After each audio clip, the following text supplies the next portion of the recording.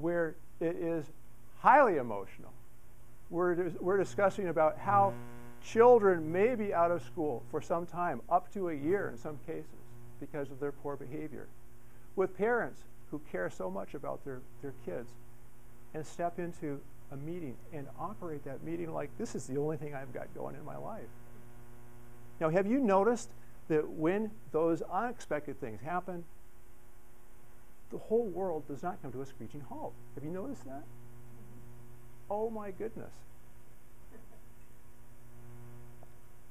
So, there are other kinds of commitments that need to be met. Here's what. I'm thinking that there is quite a few problems when we allow for these things to push our buttons. But what I like to do is, it doesn't really matter what I know. We're going to be walking out of here within an hour. It matters what you know. What are the problems when we allow things to push our buttons? Anybody, just shout it out. Hand.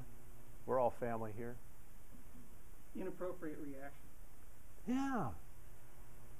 You have an inappropriate reaction, sure. What else would be a problem when we let ourselves get all emotional and respond? Sorry? We lose our focus.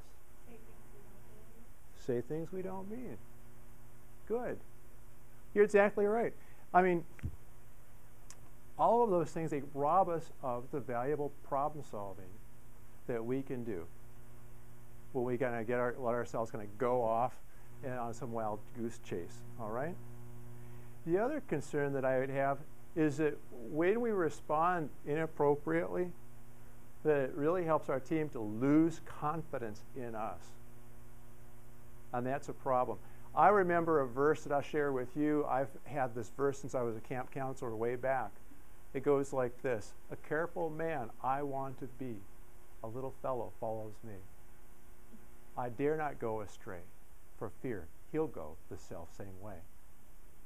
And I always thought that verse to mean this, that if we were able to conduct ourselves in such a way that we would be thinking that little eyes and little ears were always watching what we were doing, that we'd be acting pretty well. But in terms of being leaders and managers, that if we were able to conduct ourselves in such a way that our employees and our teams were always watching us, that we'd also be doing well. Because if it's off the record, it's not really off the record.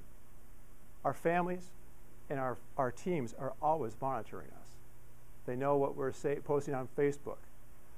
The assessments they make of us are not always fair.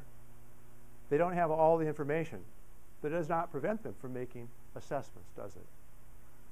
Reminds me of this. I bring this racquetball racket because it reminds me of my Uncle Don. I'll share with you that my Uncle Don, when I was 18, would take me to play racquetball. Now, Uncle Don was 70 years old. At age 18, I was fairly athletic. And I thought, well, I'll kind of go easy on Uncle Don.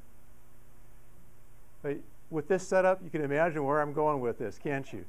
Do you know, over a span of 3 years, when we played 3 or 4 times each year, do you know who was the undefeated champion between us? Uncle Don. It was amazing. And every time, it was like Groundhog's Day, over and over and over again, man. You know, there he was. Now, clearly, I was stronger. Clearly, I was faster. Clearly, I was burning a lot more calories than he was. But here's how it worked for him. He would probably stay within a 6 or 7 foot diameter right in the middle of that court. He was balanced. He was centered. Hardly broke a sweat. He had a pretty good reach. And that man could take the ball and put it where balls go to die, in the corners.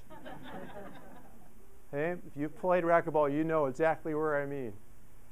What was my response? Oh, I'd run here. Oh, I'd run there. Okay, what was I doing mentally? How can he do that? You know, oh, I'm so lousy. Oh, did I practice? Never. You know, so relating that to having poise under pressure, if we can channel all that energy and be more like my Uncle Don, and he's just thinking about what's my next shot? What's my next shot? That is powerful. So, let's move on. Let's get back. We left Gordon Cooper out there in space, and let me tell you, he did get back. And so there's some things that we can tell and learn from his getting back, all right? We're talking about poise under pressure here. He got out of his dire situation. Let's figure out what he did. One of the things is that he remembered what he controlled and what he didn't control. Okay, one of the things he controlled was his sense of humor. I love this conversation. The ground is checking in with Gordon Cooper. Gordo, how are you doing up there? Well, my oxygen system's going out.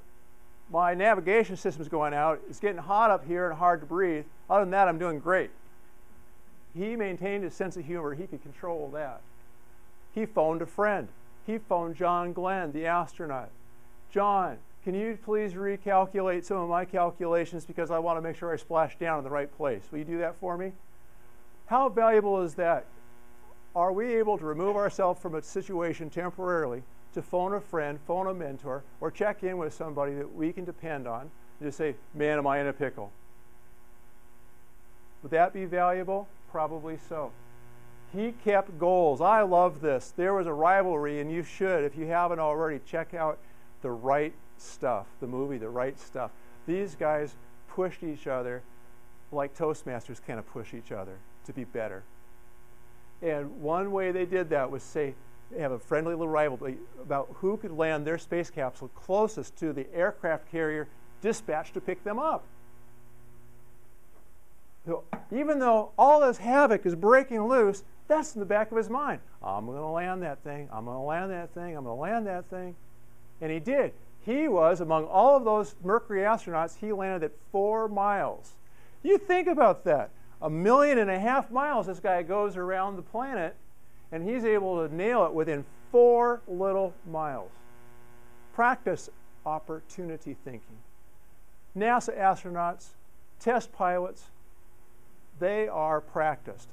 This was not his first rodeo. Did he know what the situation was? Sure he did. Was he a little bit excited? Yes, he was. Was he able to use some poise under pressure? Absolutely. He had practiced and practiced and practiced. Finally, you see that he maintained quite a bit of confidence. When you check out that movie, The Right Stuff, throughout the movie, Gordon Cooper, he says frequently, hey, who's the best pilot around here? And by that, he means himself. Does that have good transferability? How many people are in business for yourselves? Let me see a show of hands. Thank you very much. Okay, you're in business. You have skills, you have passion, you have knowledge, and you're applying that. Skills, passion, and knowledge will help you save the day in so many cases. How many people are employed? You're on staff someplace. Hey, folks, when you're in a pickle, remember this. You were the best applicant who applied that day. The people who hired you were not dopes. They knew what they were doing. All right? Have some confidence. Maintain some confidence. A couple real simple things. I love the simple things. Okay, we don't need to run out and get a therapist and have hours and hours of sessions. How many have noticed the quality of your decisions is enhanced when you're well rested, when you're eating properly, and you get some exercise, whatever exercise is for you? Okay? That's good stuff. Speaking of good stuff, Stephen Covey, 7 Habits of Highly Effective People. There's a lot of programs out there, and I have not seen a program any better than this. I've identified those habits up here on the screen for you, and there are the last 6. I've enjoyed this time with you all here today. This is so great. People coming together. We're learning from astronauts. We're learning from pharmacists. We're learning from Toastmasters. That's who we are, leaders. We're always picking up tips and tricks, things that will make us better. I would love to share more with you. And I'll be here after the presentation, after the seminar today, and it would be my privilege to speak with you.